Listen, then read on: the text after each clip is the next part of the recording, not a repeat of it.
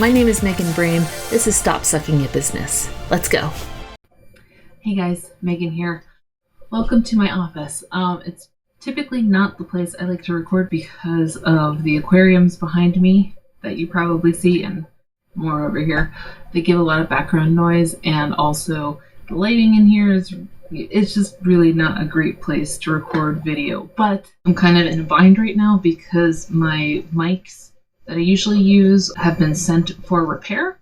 And I want to actually do a video about that later on because the service that I've gotten from DJI to get this all fixed has been phenomenal despite needing it. So anyways, let's get into what we're talking about today. So I wanted to share with you this really interesting report I got on the current state of Instagram for professional accounts like yours. If you're using Instagram for your business, then you know that it's one, a huge time suck, and two, it's just a really saturated area for social media marketing. And so I think the more information you have that equips you to understand your audience and how to utilize it and how to work with the algorithm, the better off you're going to be. So that's why I wanted to film this despite the, situation.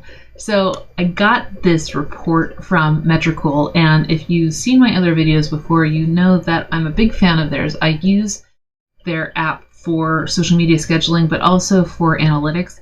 And they also have a built-in smart links section, which is, an Instagram landing page or social media landing page that you can put different links and things. And so I'm a big fan of theirs. I am an affiliate of theirs, but you can get this information all for free on their website, and I will link to it below. I will also link to my affiliate link so you can get a free trial if you want to check it out and see all the things that Metricool can do. But anyways, let's get to the report. So let's talk about the data points first, because I feel like that's always a really critical thing to understand. They analyzed over 185,000 professional Instagram accounts, so not personal, ones that were set up for business. They looked at over 1.8 million feed posts, so those are carousels, single images, videos, anything that's in the feed. 6.7 million stories and 279,000 reels. And this is the data they found. First, content. Let's talk about content. I feel like that's the most critical factor. Everything else can kind of be like tweaked or things to your advantage, but you really need to know what's going to give you the best bang for your buck. Unfortunately, we have to start off with bad news. There is a reduction in reach for both stories and posts in the feed. Average reduction for reach in stories has been a decrease of 7.49%. Feed posts, and this is a reduction from 2021. Feed posts is a reduction of 22.35%. So nearly a quarter down in reach for feed posts, which it's not great. However, it's not all bad news in that, because the feed is still so critical. I think that it's really the part of, it's the first thing people most likely see when they come to your profile. They don't really check out stories or reels right away. That sort of gets further into the know, like, and trust funnel, right? But I think that your feed is still a critical thing that you should focus on despite its lower reach. And the reason is carousels. Metricool found that carousels achieved 25.71% more reach than single pictures or even videos in the feed. Now, video marketing is always just like the creme de la creme, is what everyone always talks about. But it's interesting to see that not even engagement, but reach. Carousels go further than video. That's so interesting to me. And by the way, IGTV just isn't here, so I think we should all just pretend that it never existed, because it seems like Instagram feels that way too. What they found with Reels, though, is that Reels gets 2 to 12 times more reach than any type of post in the feed. So if you haven't been doing Reels yet, they really want to compete with TikTok. Stories, yeah, they kind of care about stories, but they've beat Snapchat. So now what they're focusing on is Reels. And if they can beat TikTok through Reels, they're gonna do it, which is why right now it's so critical that you focus on including Reels in your social media strategy, because it can reach 2 to 12 times more people than a regular feed post. Now let's dive a little bit more into that and talk about what kind of content to post specifically. Now it's interesting, and like I said, I'll link in below so you can get the full data set. But what was interesting to me is that they targeted in this study small accounts, which I think is great, and we'll get into that in a little bit later. They looked at a variety of accounts, but most surprising information was for small accounts. And for this study, small accounts were seen as an account with 0 to 500 followers. And if you are one of those accounts that has under 500 followers, you're in luck. Because Metricool found that the reach of Reels, and I'm going to read this straight off, the reach of Reels is 1,218 times higher than posts in the feed.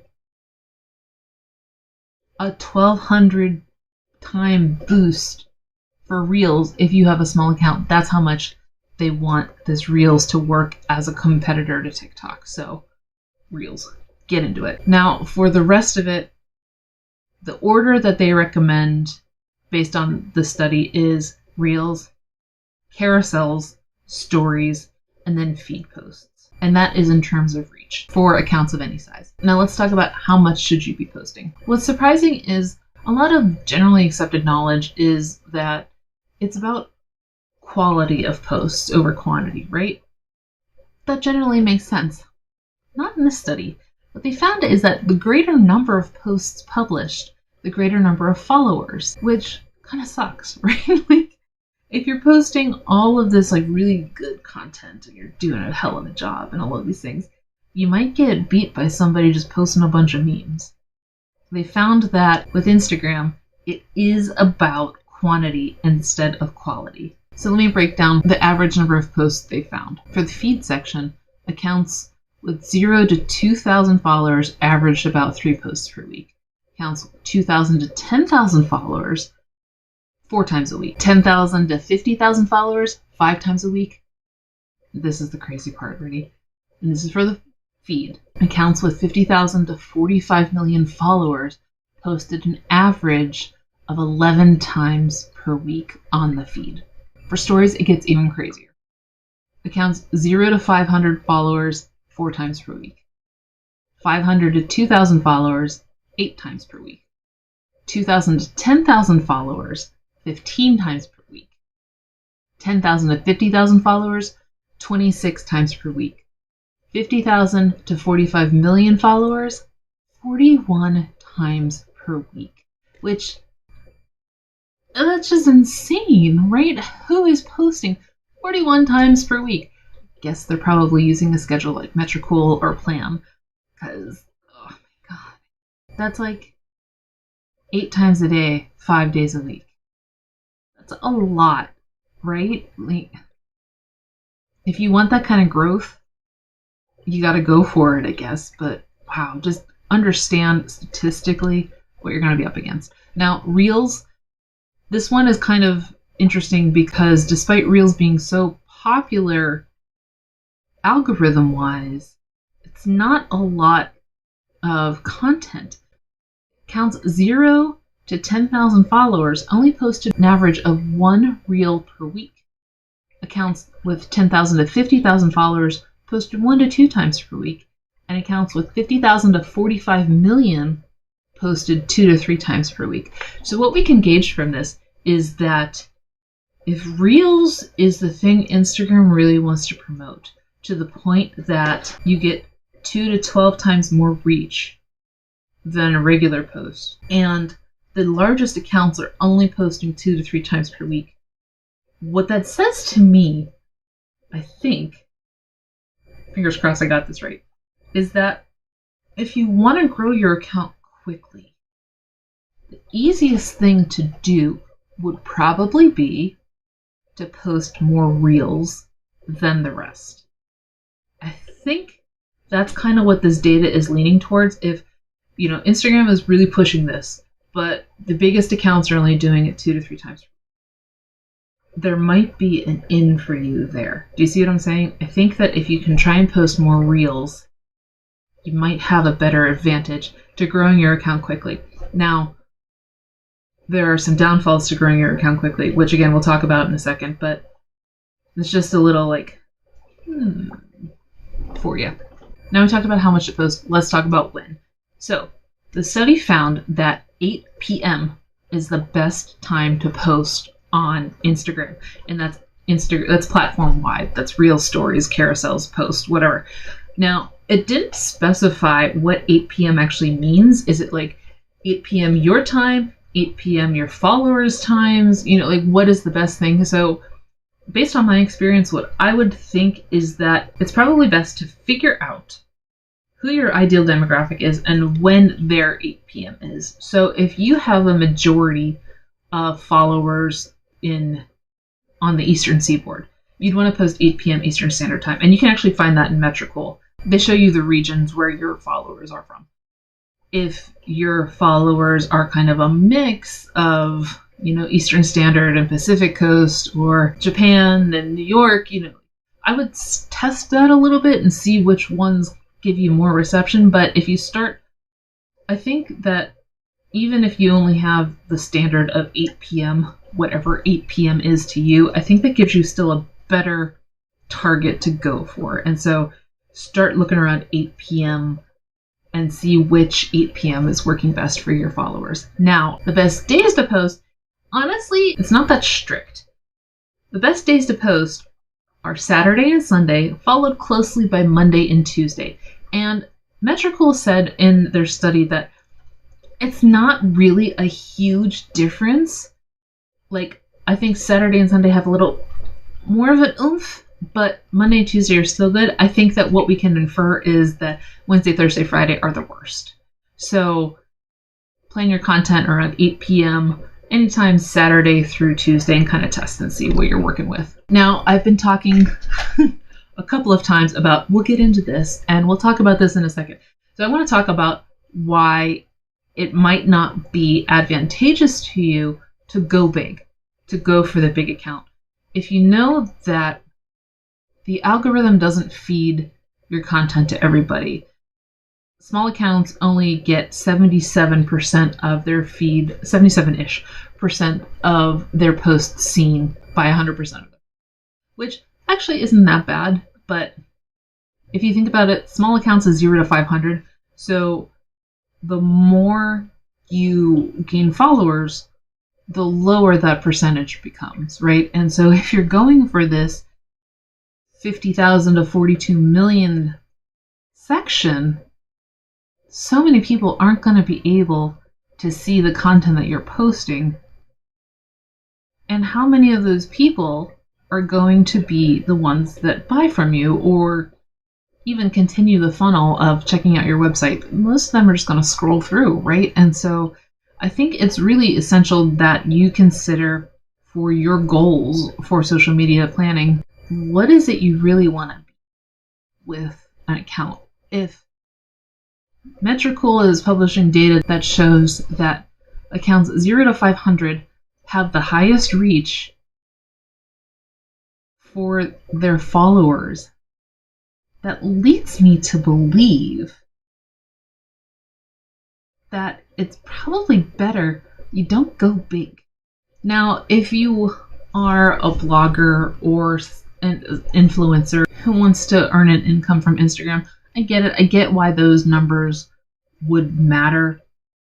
But I think, honestly, if we're seeing data that shows that small accounts win better, sponsors are going to start to see that too. And if you can get in on that early enough that you can show you not only have, yes, you have a small follower account of 500 followers, but you reach 77% of them with your feed posts or your reels or your stories.